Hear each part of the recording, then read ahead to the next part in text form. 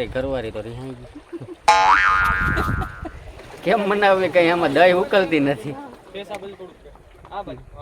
ખબર જ નથી પડતી એમાં શું કરવું મારે. પાણી પીવું? પાણી નથી. યાર નહીં માને આજ નહીં ભેગું થાય નહીં અને એમાં આજે તડકો લાગી ગયો છે.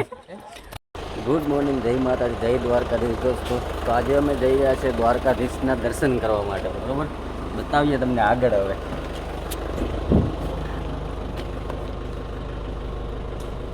પાછળ વાળા હોય હાલો બીજા લોકો અંદર બેવું કેમ હવે ઠેલા કોઈ ના. તો અમારી ગાડી પણ હવે નીકળે છે ધીમે ધીમે દ્વારકાધીશના દર્શન કરવા માટે.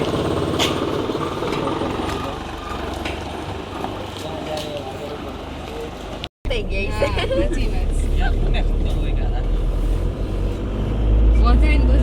થોડી જ વારમાં અમે પહોંચી ગયા જામનગર, અને જામનગરમાં અમારી સામે જ છે અત્યારે મુકા કાકાની રિલાયન્સ રિફાઇનરી.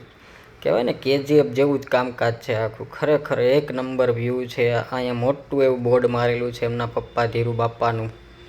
તો મસ્ત એવું મજા આવી છે જોવાની, કેમ કે આ અમે ક્યારેય જોઈ જ નથી કે અહીંયા આવેલી છે. ખરેખર એમ આખા જામનગરની અંદર KGF આખું ઉતારેલું છે એમ જ લાગે છે. બિલ્ડિંગ્સ ને ટાવર ને ખરેખર જોરદાર.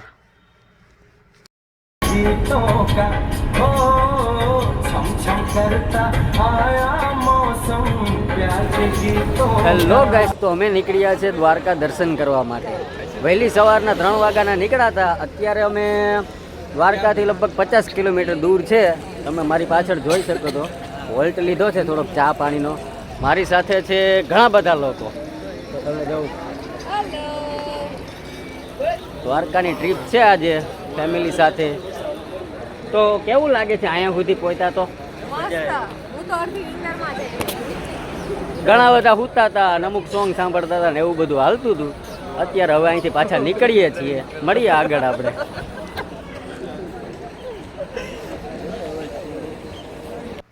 પછી તો મારા હાથમાં સ્ટીરિંગ આવ્યું અને બધા એવા શાંતિથી થઈ ગયા જેમ ટાકર આવડતું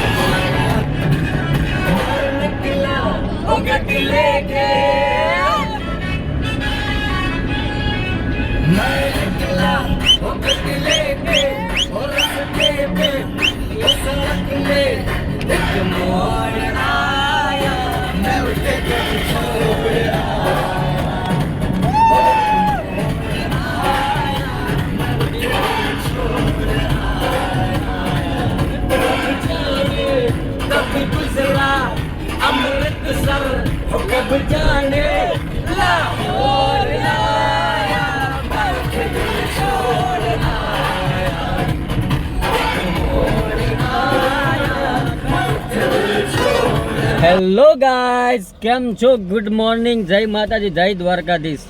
તો આજે અમે દ્વારકા જઈ રહ્યા છીએ. તો ઘણી બધી એવી અમારી સાથે મૂવમેન્ટ છે કે તમને આજે હું બતાવીશ. બરોબર, તો અત્યારે તમે જોઈ શકો છો મારી હારે છે ડ્રાઈવર ભાઈ.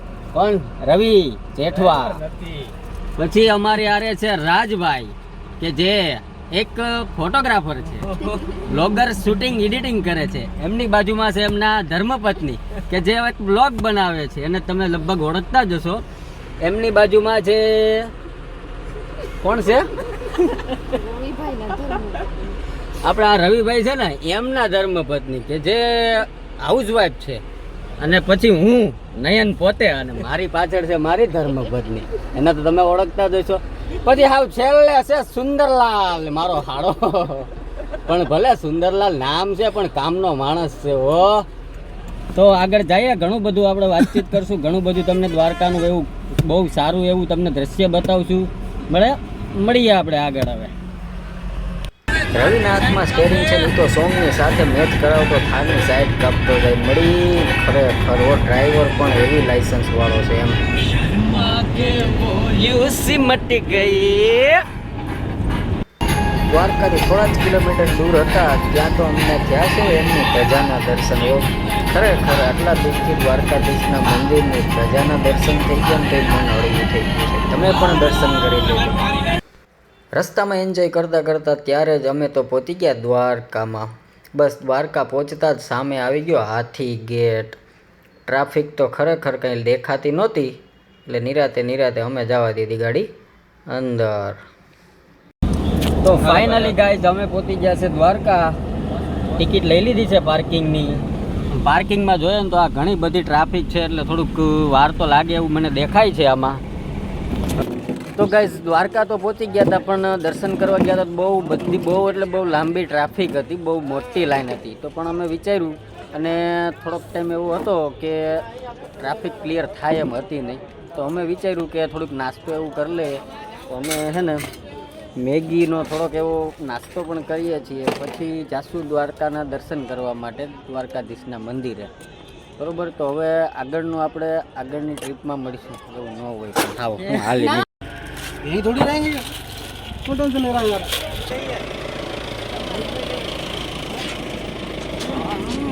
ઓહ ગજબ, ગજબ સ્વાદિષ્ટમાં બેસ્ટ સ્વાદિષ્ટ ખરેખર.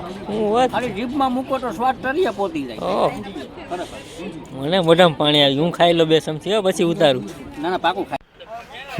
આ ભાઈને છે ને ફોટોગ્રાફીમાં કાંઈ લેવા દેવા નહીં, કે આપણે બેઠા એવા નમાલા જેવું મોઢું કરીને જાઓ. કેમ બાકી જબરો શોટ આવ્યો રવિ મારા બ્લોગમાં. ફોટોશૂટ તો બહુ લાંબુ હાલે છે, પણ મારે શું કરવું, મારી ઘરવાળી તો રિહાઈ ગઈ. કેમ બનાવવી કઈ આમાં દહીં ઉકલતી નથી, ખબર જ નથી પડતી એમાં શું કરવું મારે. પાણી પીવું? પાણી નથી. યાર નહીં માને, આજ નહીં ભેગું થાય નહીં, અને એમાં આજે તડકો લાગી ગયો છે. અરે તોય આપણી પાસે સ્કિલ છે, ગમે ને મનાવી લે. કા હસ દે. અરે હવે તો થોડા હસ દે.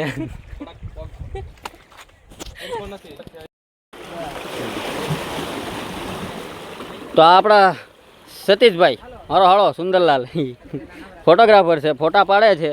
જો અત્યારે આ કિંજલના અને રાજના ફોટોશૂટ કમ્પ્લીટ થઈ ગયું છે. હવે એનું ફોટોશૂટ પૂરું થઈ ગયું છે.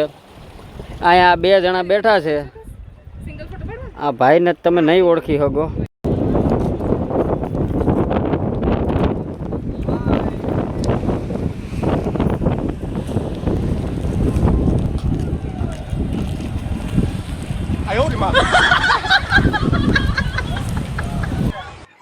તો તમે પણ દ્વારકાધીશના દર્શન કરી લો. જય દ્વારકાધીશ. જય દ્વારકાધીશ મિત્રો. અમે દ્વારકાધીશના દર્શન કરી લીધા છે, અને મારી પત્ની લગભગ 12-15 વર્ષ પહેલા દ્વારકાધીશના મંદિરે આવેલી હતી. તો ઘણા વર્ષો પછી અમે બે આજે દ્વારકાધીશના ચરણમાં આવ્યા છે. તો દ્વારકાધીશના દર્શન કરી અને ખૂબ એવું સારી એવી ફીલ થાય છે, કે ઘણા બધા દુઃખ હોય છે, ત્યાં ખાલી દર્શન કરવાથી, દ્વારકાધીશનું મુખ જોવાથી અમને એવું ફીલ થાય છે કે દુઃખ હતા ને બહુ સારા એવા દૂર થઈ ગયા છે. તો ખાસ કરી તમે દ્વારકાધીશના દર્શને આવો તો ગમે એવડી લાંબી લાઈન હોય ને, દર્શન કર્યા વગર ના જતા. ખરેખર લાઈનમાં ઊભશો થોડીક કષ્ટી લાગશે, પણ દર્શન કર્યા પછી છે ને બધી જ તમારી દુઃખ છે ને એ દૂર થઈ જાય છે. બરોબર, બોલો જય દ્વારકાધીશ.